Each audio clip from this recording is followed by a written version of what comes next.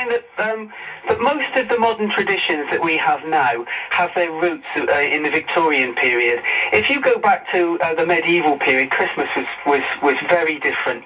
But we imported a lot. Queen Victoria, for example, imported a lot of German traditions into our Christmas during the Victorian period. So a lot of the things that we associate with Christmas now come from that period. For example, it's when we really adopted the sort of Christmas tree, decorating the Christmas tree. Christmas crackers came from the Victorian period as well, and lots of different things like that. So it's where we get our modern traditions from. Because it was Prince Albert who actually brought over the Christmas tree, wasn't it? Or he introduced it to Britain. That's absolutely true. I suppose in these days as well, but in those days, if the royal family did something, people would like to sort of copy it. So they brought over the Christmas tree tradition to here, and then we sort of took it up, and we've had it ever since. If you were to go before the Victorian period, really Christmas would be unrecognisable to the way it is. As you know, I'm sure, almost all of the modern Christmas traditions come from the sort of pagan traditions originally, if you go back far enough. So, of course, you've got a massive house in the castle, a Victorian house, which, of course, was developed for the third Marquis of Bute. So what would Christmases had been like, say, for the Bute family then, in the late 19th century? Well, Christmas would have been a wonderful time here at the castle. The family was so rich, they owned 15 properties across Great Britain. They had houses all across the world, but they would always, almost always, in the Victorian period, spend Christmas here at the castle. So it would be decorated throughout in ways that we would recognise today. For example, Christmas trees. Although, of course, they didn't have electric lights on the Christmas trees in those days, they had, believe it or not, candles burning on the Christmas tree, which is a little bit dangerous. I was just going to say, a little bit tricky, that. Which is perhaps why we don't use them today. It seems very dangerous to us now, but it was commonplace for them at that time. So they would spend about a week here over the Christmas period, and then they would retire to Scotland for their New Year. And of course, in those days, Luke, I guess most of the toys were made of wood, weren't they? Would it be? Absolutely, yeah. So a lot of hand-carved toys and things like that. You would have had some things sort of being made of metal at that time, but yeah, a lot of the presents and things of that nature would have been made of wood. A lot of the decorations of the tree, for example, would have been natural, features. For example, decorated pine cones and things like this.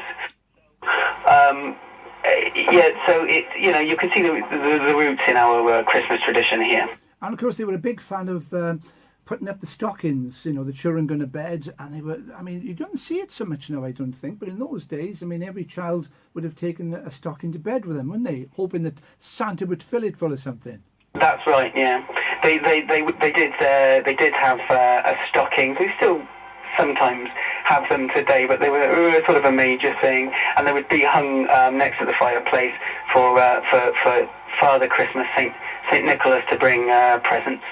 And in fact, I should say that the way we even view Santa Claus these days is a little bit different to the way they might have done in those days. Very often they thought that perhaps he was a small imp dressed in green during the Victorian period, so they would go to bed with their stockings, and they'd wake up if they were good, and they would have presents inside their stockings and fruit and things like that we would recognise today.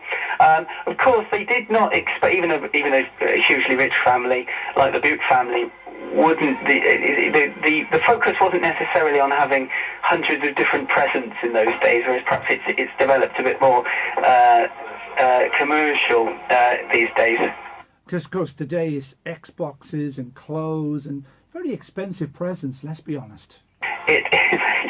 These days, very, very, very expensive, that's right. So, okay, the castle obviously well renowned for putting on lots of different Christmas events. I guess there's a few planned over the coming weeks, Luke? Yes, we've got a lot of Christmas events coming up. So the sort of the main one, if you like, is we've got a traditional Santa's Grotto here in the castle in our Black Tower, which is always very, very popular. We've wreath making workshops, so how to make traditional Christmas wreaths and decorations and things of that nature. We've Christmas cinema in our medieval Undercroft, which the films that they're playing Elf, Gremlins, which is an interesting Christmas movie, and also Home Alone down there as well, and that's always very popular. Just going to say, that's always popular, isn't it? Always very, very popular at Christmas time. And also we have, if anyone wants to book a Christmas party or a Christmas Welsh banquet, we have Christmas sort of themed events and sort of parties that people can book into as well if they want to. Now, I know a lot of the schools in the South Wales Valleys, Pontypridd, Rhondda Cynon Taf, they come down to the castle, and it's a very educational experience for them. I mean, you mentioned about the workshops there.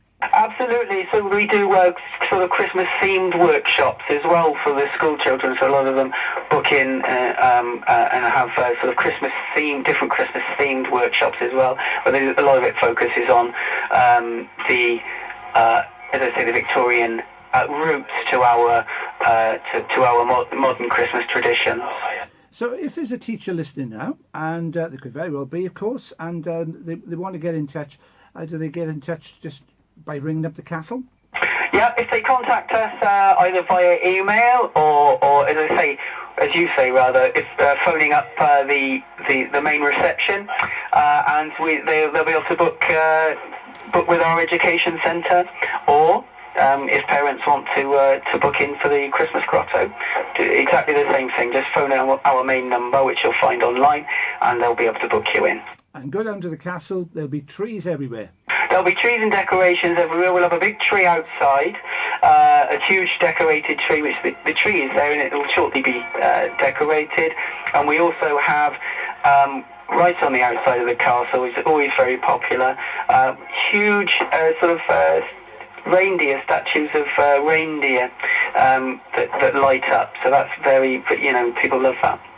All right then, Luke, thank you very much indeed for joining us, and a little bit of an insight there into Victorian Christmases and, of course, what people can expect by visiting the castle between now and Christmas. As always, thanks very much, Luke. Thank you very much. I'll speak to you again. Gareth Williams, GTFM, the music of your life.